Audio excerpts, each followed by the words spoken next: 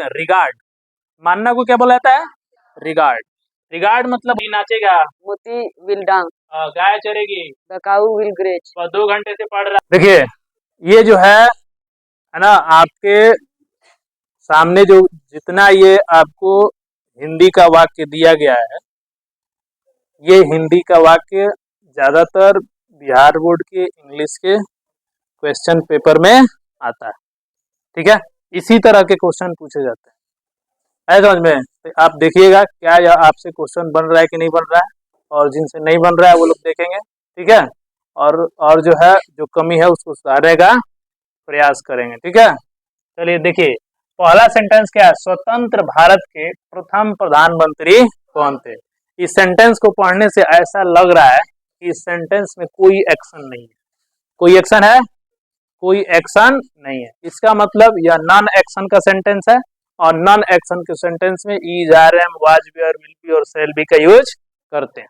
ठीक है, तो डायरेक्टली इसको हम लोग बनाने का प्रयास करेंगे। क्या लिखा है? स्वतंत्र भारत के प्रथम प्रधानमंत्री कौन थे, यानी इसका मतलब ये कौन थे, क्वेश्चन वाला सेंटेंस है। तो कौन बोले तो हु, पास्ट है ना, कौन थे पास्ट की बात कर रहा है, तो हु वाज, है ना, कौन थे। क्या? स्वतंत्र भारत के प्रथम प्रधानमंत्री। प्रथम प्रधानमंत्री कौन थे? Who was the first prime minister. First prime minister, देखिए किसका? स्वतंत्र भारत के, ऑफ फ्री इंडिया, चाहे हम इंडिपेंडेंट इंडिया भी कह सकते, फ्री इंडिया कहो चाहे इंडिपेंडेंट इंडिया कह सकते हैं, है ना। और ये क्वेश्चन सेंटेंस है, इसलिए क्या होगा? Question mark. ऐसा समझ में क्या होगा? Question mark. तो who was the first prime minister of free India, है ना, स्वतंत्र भारत के प्रथम प्रधानमंत्री कौन थे। कितने लोग का सही है? नेक्स्ट है भारत की राजधानी दिल्ली है। ये भी नॉन एक्शन का सेंटेंस है। भारत की राजधानी, यानी सेंटेंस को कैसे बनाएंगे? राजधानी भारत की। चलो सब लोग बोर्ड पे देखो, राजधानी भारत की, सेंटेंस कैसे बनेगा? उल्टा, राजधानी भारत की, यानी the capital of India is Delhi, है ना। दिल्ली कह सकते हो, न्यू दिल्ली, वैसे न्यू दिल्ली होना चाहिए, है ना। ऐसा समझ में? The capital of India is Delhi. ऐसा समझ में? नेक्स्ट, मेरे स्टेशन पहुंचने के पहले गाड़ी खुल चुकी थी। कितने लोग इस सेंटेंस से परिचित हैं? क्लास में हुआ है ना। तो सबसे पहले इसमें क्या बनना चाहिए? गाड़ी खुल चुकी थी, यानी द कार, है ना। कार कहो चाहे ट्रेन कहो, यहाँ पर ट्रेन ही कहना सही है। The train had started.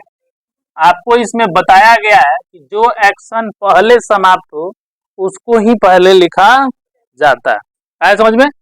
The train उसको पहले लिखा जाता है, और उसमें कौन सा टेंस बनता है? उसमें पास्ट परफेक्ट टेंस में उसको बनाते हैं। द ट्रेन हैड स्टार्टेड, है ना। क्या? मेरे स्टेशन पहुंचने के पहले, before I reached the station, तो जो एक्शन पहले समाप्त होता है उसको पास्ट परफेक्ट में बनाते हैं, और दूसरा एक्शन जो होता है उसको हम पास्ट इंडिफिनिट में बनाते हैं। क्लियर है? अगला सेंटेंस क्या है? गाड़ी खुल चुकी थी, हो गया। मैं तैरना जानता हूँ। ठीक है, इस तरह का सेंटेंस होगा, मैं तैरना जानता हूँ, मैं खाना जानता हूँ, मैं पढ़ना जानता हूँ। इसका मतलब ये हुआ कि हम ये कहना चाहते हैं कि मुझे ये एक्शन करना आता है। जैसे मुझे पढ़ना आता है, उसे लिखना आता है, हरी को दौड़ना आता है ना। चाहे मैं पढ़ना जानता हूँ, एक ही चीज है। इसका मतलब हुआ क्या? इसके लिए हम क्या यूज करते हैं? I know. इसका मतलब मुझे आता है, या चाहे मैं जानता हूं, है ना, कि किसी भी एक्शन को कैसे किया जाता है। इसको यदि एक्सप्लेन कीजिए, मैं तैरना जानता हूं, आई नो क्या, कि तैरा कैसे जाता है। इसीलिए हम इसमें क्या लगा देते हैं? How to swim. How to क्या लगा देते हैं, स्विम। अच्छा एक और चीज देखिए, यदि इसको ऐसे आप लिखें कि आई नो हाउ, हाउ के जगह पे आप स्विमिंग भी लिखे ना तो ये चलेगा। ऐसे समझ में क्या होगा, ये चलेगा। आई नो स्विमिंग, ये भी सही है ना।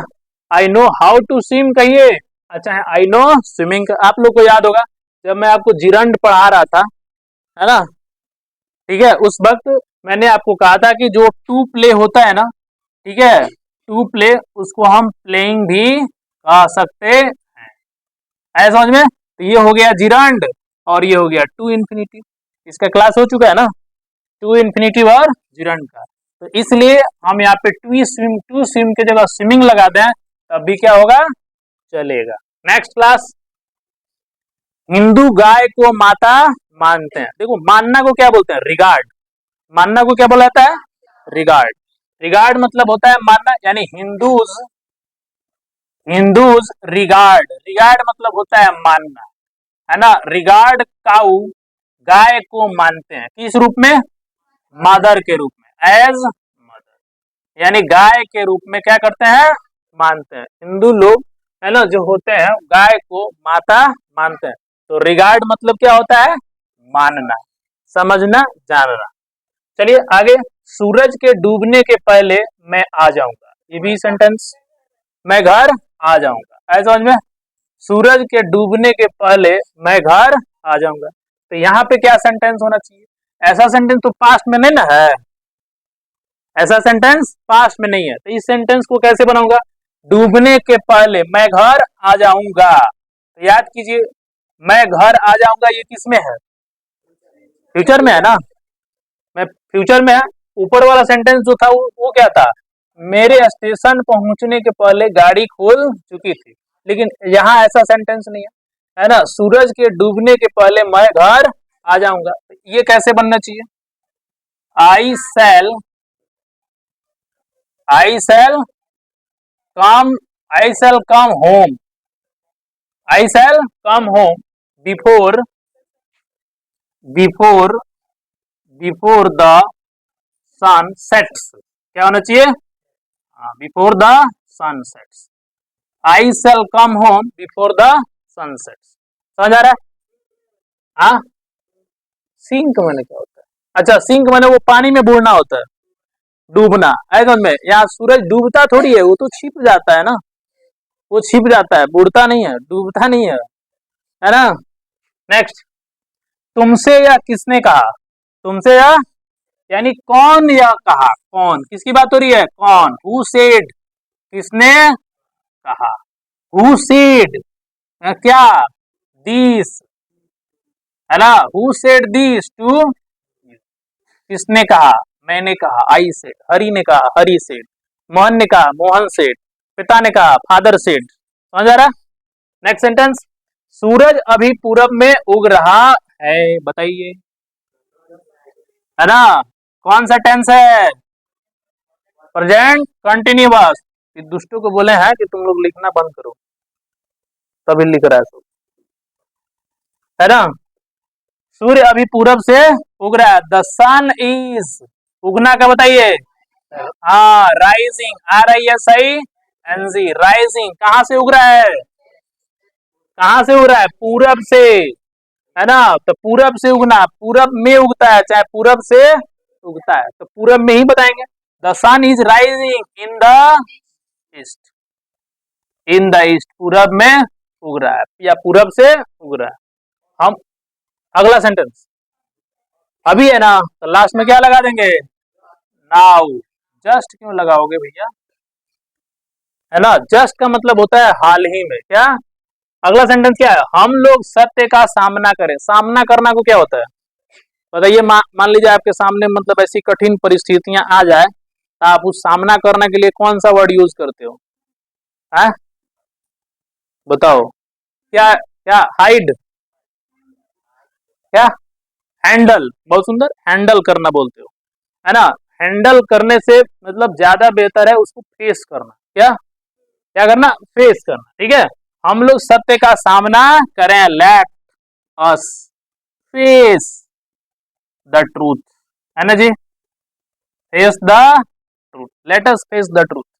फेस मतलब होता है सामना करना। अगला है उसे ऐसा करने दो, है ना, उसे ऐसा करने दो। ये भी इसी तरह से बनेगा, लेट हिम, है ना, लेट हिम डू, ऐसा करने दो, इसे करने दो नहीं, ऐसा, लेट हिम डू सो मैंने क्या होता है, ऐसा, है समझ में। अगला, बिहार के बच्चे साइकिल से स्कूल जाते हैं, है ना, बिहार के बच्चे, है ना, क्या कर सकते हैं, द चिल्ड्रेन या द स्टूडेंट या the children of Bihar, the children of Bihar go to school by, है ना, बाय साइकिल, CYCLE कंप्लीट लिखिए, बाई साइकिल। देखो यहाँ चिल्ड्रेन से बेहतर यदि हम स्टूडेंट कर दें तो और बेहतर होगा, है कि नहीं जी। The students of Bihar go to school by bicycle, यानी साइकिल से विद्यालय जाते हैं। समझ आ रहा है, किससे जाते हैं, साइकिल से, साइकिल से, समझ आ गया। तो बिहार के बच्चे साइकिल से स्कूल जाते हैं। तो यहाँ देखिए, बिहार के बच्चे, द स्टूडेंट्स ऑफ बिहार जाते हैं, गो, कहाँ जाते हैं, स्कूल, टू स्कूल, किससे जाते हैं, बताइए कितना प्रीपोजिशन यूज हुआ है इसमें, हाँ बताइए, 3 गो, एक बाय भी तो है, बाय, ऑफ और टू, 3 प्रीपोजिशन यूज हुआ है। कोई दिक्कत यहाँ तक, इतना तक क्लियर हो गया। चलिए अगले सेंटेंस पर हम लोग चलते हैं।